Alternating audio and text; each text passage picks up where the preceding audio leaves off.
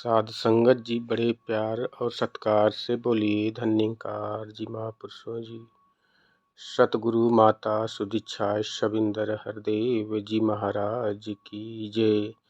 निरंकारी राजमाता गुरु बचन अवतार की जय।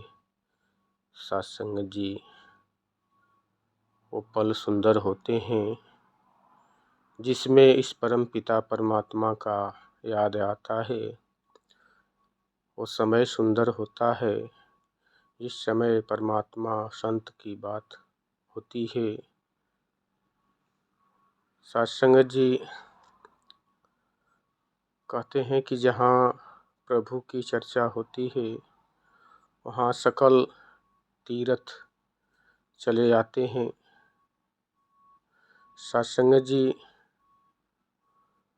परमात्मा का नाम जिस हाल में, जिस भाव में, जिस प्रकार लिया जाए, सत्संग जी हर प्रकार से लाभकारी है। सत्संग जी, फिर भी इंसान इतना सुंदर, इतना पवित्र नाम को स्मरण नहीं रख पाता। सत्संग जी, ये माया के प्रवाह में इंसान पल पल बहता जा रहा है। होड़ लगी है माया इकट्ठी करने की, और ये माया इंसान को इस प्रकार ठगती है जैसे कोई चोर लुटेरा किसी इंसान को बियाबान जंगल में ले जाके सब कुछ लूट लेता है। ये माया इंसान को उसी प्रकार अपने आगोश में लेकर अंतिम क्षण में इस प्रकार मारती है कि ना रोने का आवाज़ निकलता है, ना सांस लेने की ही बनता है। माया दुख की बेलरी, गुरु अमृत की खान, शीश दिए जो गुरु मिले तो भी सस्ता जान। ये नहीं है कि माया को छोड़ देना है, त्याग करना है, क्योंकि संसार में साथ संगत जी जीने के लिए माया भी जरूरी है, लेकिन माया लोभ में ना हो, लालच में ना हो, साथ संगत जी कर्म में हो, जरूरत में हो और सहायक में हो साथ संगत जी, तब ये लाभकारी है। जब ये लोभ में आ जाती है साथ संगत जी तो मार डालती है। जैसे उदाहरण में आता है कि एक भंवरा था और भंवरा साथ संगत जी फूल का, सुगंध का, रस का भूखा होता है और कमल के पंखुड़ियों पर बैठकर खूब आराम से रस को चूस रहा है और उसका सुगंध ले रहा है। उसे अपने आप का खबर नहीं है, समय का खबर नहीं है साथ संगत जी की समय क्या हो रहा है। उसके लालच में, उसके आनंद में वो इतना मग्न है कि सूरज ढलने वाला है, शाम हो गई है साथ संगत जी, और कमल की पंखुड़ी बंद हो गई। सूरज के ढलते ही कमल की पंखुड़ी बंद हो गई और वो साथ संगत जी उस पंखुड़ी के अंदर बंद हो गया। फिर भी उसको कोई परवाह नहीं है साथ संगत जी। अब वो मन के अंदर सोचता है कि अब रात भर इस कमल के रस का आनंद लूँगा, फिर सुबेरा होगा, सूर्य उदय होगा और फिर दिन भर फिर रस का आनंद लूँगा, इसके बाद शाम को घर जाऊँगा। साथ संगत जी, यही लोभ उसको उस रात तक फंसा के रखता है और 4 बजे रात्रि में भोर में ही एक हाथी मतवाला आता है और उस सरोवर में हलता है और उस कमल की पंखुड़ी को ही खा जाता है, जिसके अंदर भंवरा भी उस हाथी का निवाला बन जाता है। साथ संगत जी, कहने का तात्पर्य है कि माया के अंदर हमें उतना ही आसक्त रहना है जितना हमें ज़रूरत है। ज़रूरत से ज़्यादा माया का लगाव इंसान को अपने कर्म से, अपने धर्म से भटका देता है। साथ संगत जी, इसलिए कहते हैं कि माया से बचकर रहना है। सतगुरु ने फरमाया है, पर क्या माया होती है ये कोई जान न पाया है। साथ संगत जी कहते हैं कि जो भक्ति से दूर करे वो सब कुछ समझो माया है। इस परम पिता परमात्मा को छोड़कर सारे संसार में जितने धन दौलत, रिश्ते नाते, प्रकृति, जितना भी सब कुछ दृश्यमान है, सब कुछ माया में आता है। साथ संगत जी, इसलिए बार बार चेतन सतगुरु करते हैं, संत महापुरुष करते हैं कि इस रब से मिलके इस नाता परमात्मा का नाता जोड़ लो, जो कभी आता जाता नहीं है, ना कभी समय के साथ बदलता है। ये सदा एक रस रहने वाला है। जब इससे इस आत्मा का परमात्मा का नाता जुड़ जाता है तो इंसान अस्थाई हो जाता है, फिर वो डवाडोल नहीं होता। साथ संगत जी, जिस प्रकार किसी लहर में नाव अगर डगमगा रही है और वो जब कभी किसी रस्सी से, खूंटे से बांध दी जाती है तो लहरों का मुकाबला कर लेती है। लेकिन साथ संगत जी, अगर वही खूंटा से, रस्सी से नहीं बंधी है तो साथ संगत जी वो प्रवाह में बह जाती है, डूब जाती है। कहने का तात्पर्य है कि जब इस मन का नाता इस सतगुरु के चरणों में जुड़ जाता है, बंध जाता है, तो मन भटकता नहीं। अन्यथा कहते हैं कि मन, संतों मन का नहीं ठिकाना, भटकेगा भटकाएगा, जो इसकी बातों में आए उसको नाच नचाएगा।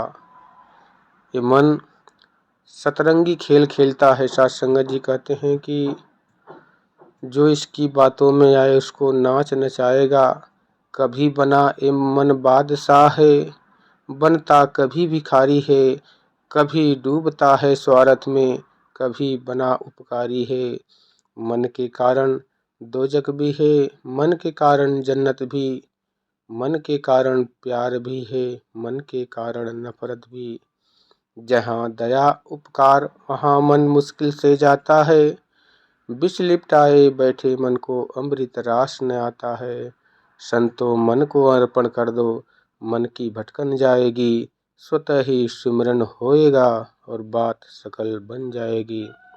जब तक कि सतगुरु के चरणों में मन समर्पित नहीं होता, ना भक्ति होती है, ना सिमरन होता है। साथ संगत जी, ये मन प्रतिपल सत्संग में रहकर भी ये सत्संग में हाजिर नहीं होता। भले ही शरीर हमारी सत्संग में होती है, लेकिन मन शरीर के बस में नहीं होता। ये पल पल कहीं न कहीं घूमता रहता है। इसलिए सतगुरु के चरणों में इसे समर्पित करके स्वतंत्र हो जाना है, तब भक्ति परवान होती है। साथ संगत जी, और दया कृपा करना कि ये गुण सभी के अंदर आ जाए और दास के अंदर भी आ जाए। साथ संगत जी, क्योंकि इसके बिना सत्संग में भी जाना उस ना जाने के बराबर है कि एक इंसान सत्संग में है और उसका मन घर पे उस कार्यों में लगा हुआ है, और एक इंसान घर पे है, उसका मन सत्संग में लगा हुआ है। साथ संगत जी, जब तक ये शरीर और मन का नाता एक साथ नहीं मिलता, दृष्टि का नाता जब तक सतगुरु के चरणों में नहीं जुड़ता, तब तक साथ संगत जी बात नहीं बनती। जहाँ हमारी आँखें होती हैं, अक्सर मन आँखों के साथ देता है। साथ संगत जी, क्योंकि इसका नाता गहरा है। जहाँ आँखें देखती हैं, मन उसके पीछे पीछे भागता है। इसलिए संतों महापुरुषों ने फरमाया है कि पहले दर्शन मगरो पीती, फिर चाहे कोई जाप करे। बिन देखे यह प्रभुदाता, जाप नहीं बिरलाप करे।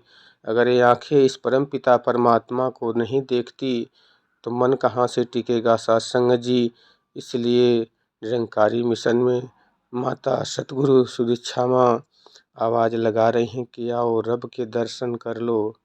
पहले दर्शन कर लो फिर इससे प्रेम करो, कि बिन जाने प्रतीत न होई, बिन प्रतीत प्रीत नहीं होई। प्रीति बिना नहीं भक्ति दृढ़ाई, जो खगेश जल की चिकनाई।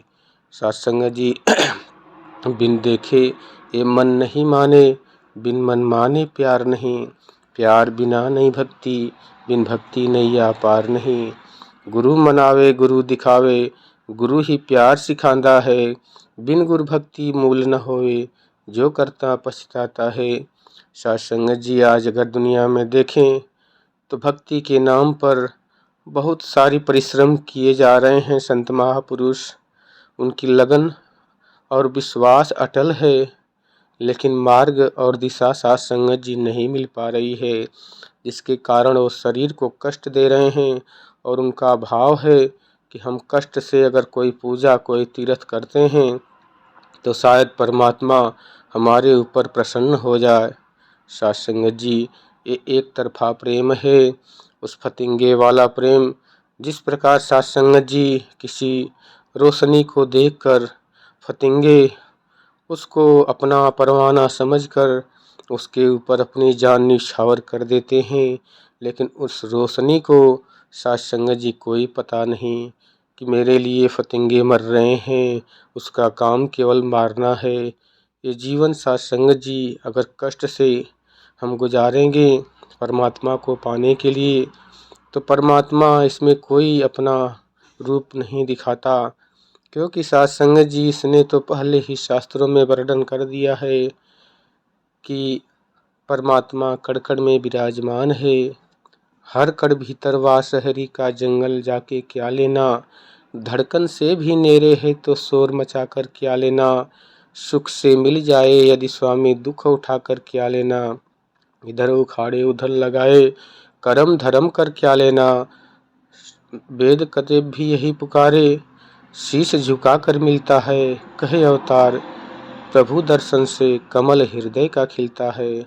साथ संगत जी ये विधि है, ये सतगुरु के पास होती है। जब इस सतगुरु के चरणों में आते हैं तो बिना परिश्रम के बिना मेहनत के मिल जाता है। और जिसने भी पाया बिना सतगुरु के किसी ने नहीं पाया। साथ संगत जी कहते हैं कि राम कृष्ण से को बड़ो, तिन्हु ते गुरु कीन। तीन लोक के मालिका, गुरु आगे आधीन। ये गुरु के आगे नतमस्तक तो होना ही पड़ेगा अगर इस परम पिता परमात्मा को पाना है। अन्यथा साथ संगत जी अपनी मर्जी से हम कितना भी परिश्रम कर लें, कितना भी कष्ट उठा लें, परमात्मा का कोई पता नहीं चलेगा।